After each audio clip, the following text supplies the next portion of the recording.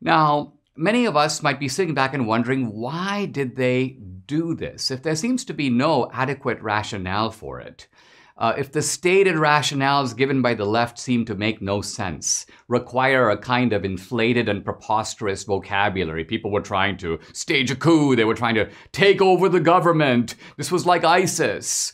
This was like 9/11.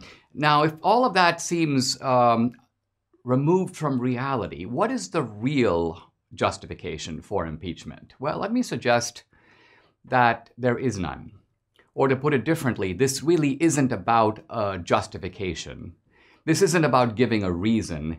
There really isn't a why, except for they did it because they could. In other words, what I'm saying is, there is a secret language in American politics that we often don't pay attention to. It's the language of power. In the end, politics, not just American politics, but all politics, is about power. Now, very often people don't say things like, I crushed you because I could. I crushed you because I'm the strong guy and you're the weak guy. One of the remarkable things I think about reading, about learning, and I bring a lot of learning into this podcast because I want it to be a learning podcast. There are some podcasts that are sort of, I call them affirmation podcasts. You listen to the podcast because you happen to agree with what the guy doing the podcast is saying. I want this to be that, but I want it to be much more.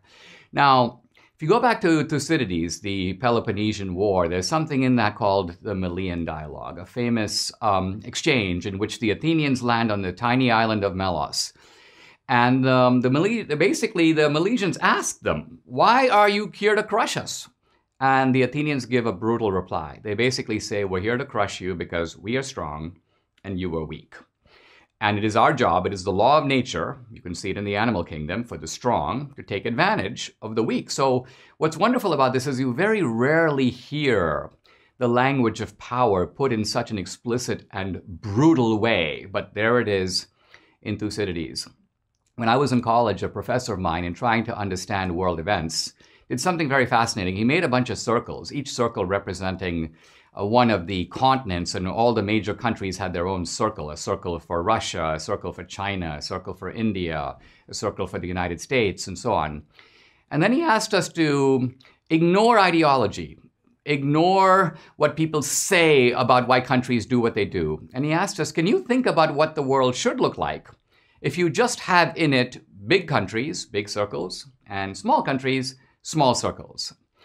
Can you make certain predictions about how these countries would behave? Big countries might become, for example, rivals with each other. Small countries that are near a big country might seek to get the protection of the big country near them in order to thwart irredentist conquest from other big countries. So what I found fascinating about this is an ability to try to understand politics purely in the language or in the terms of power. And that is sometimes a very helpful way for us to think about American politics. My first book was called Illiberal Education, and in that book I talked about the paradox that colleges and the left talk about liberalism. They talk about free speech. Free speech was their mantra in the 60s and 70s, and yet, I said, now that they're in power, they're doing the opposite. They are suppressing liberal principles. They are suppressing freedom of speech. They have all these speech codes that restrict what can be said on campuses around the country.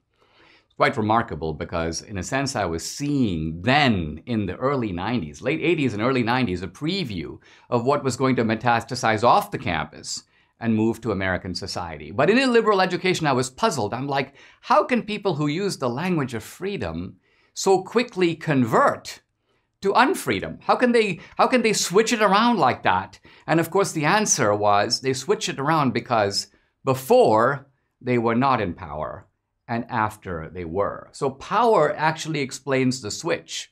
They never really believed in free speech. It was a useful tactic for them rhetorically when they were on the outside. Oh, we need free speech, don't come after us. But the moment that they were in power, they were perfectly happy to go after their opponents.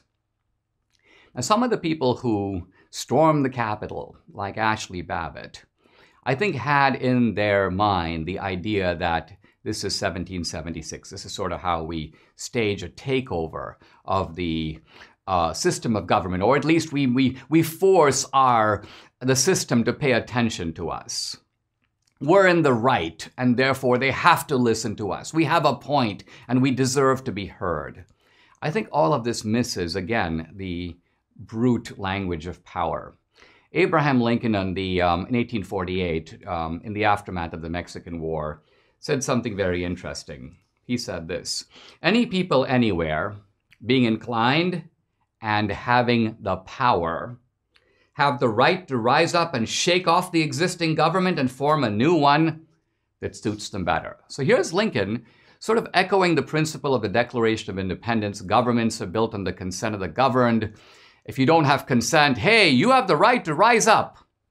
You have the right. But then Lincoln adds this phrase, and having the power. It's not enough to have the right. You also have to be able to pull it off. In other words, we all say very often that might doesn't make right, but Lincoln is saying that right by itself doesn't make might.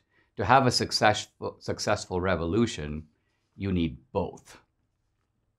Now, what is the lesson for us in this? The lesson for us in this is that the left is really not about principles. I realize this is a little startling. It kind of overturns our civics book idea of America. My own idea of America was very much a civics book idea in the Reagan years. It's only when I had my case against the Obama administration, I saw what the Obama Justice Department was all about, that I realized that no, this is really not about justice. They're not asking, what did Dinesh do? How does this compare with what other people did? Should we give him the same penalty everybody else did? They didn't care about any of that. Their idea was, here is a guy who has been on the other side. Here is a guy that made our guy look bad. When Obama talked about, I'm my brother's keeper, here's a guy who went and interviewed Obama's own brother and made our great apostle Obama look like a fraud and a hypocrite. So how do we teach him a lesson? In other words, how do we make sure that not only Dinesh, but other people like Dinesh are deterred from taking on the great Saint Obama? It was all about power. That's what it was always about. And so it's widened my way of thinking about politics. Not that we don't pay attention to ideas and arguments, but we're not naive enough to think that that's all it's about. The reason they impeached Trump is they had the power to do it in the House, and so they did it. They think they can try to bully and muscle the Republicans to do it in the Senate. And if they do, it will once again be a power play by the left. They will use the media to try to create a drumbeat of support, intimidate the Republicans into submission, and pull it off. What this also means is that we need to think in terms of power, not just ideas. It's important for us to have not only right, but also might. I was kind of excited to see that incumbent Republican Congresswoman Marjorie Greene says on January 21st, I'm filing articles of impeachment against Biden. Wow! Now, the reason this is a bold move and not a naive or stupid move is because it only takes a handful of Democrats, 5 or 6, in order to make that impeachment go through. So if the Republican Party is unified, if it accepts and understands the language of power, it's time to recognize that we need to do to the Democrats what they have been doing to us. Let's recognize our power and use it.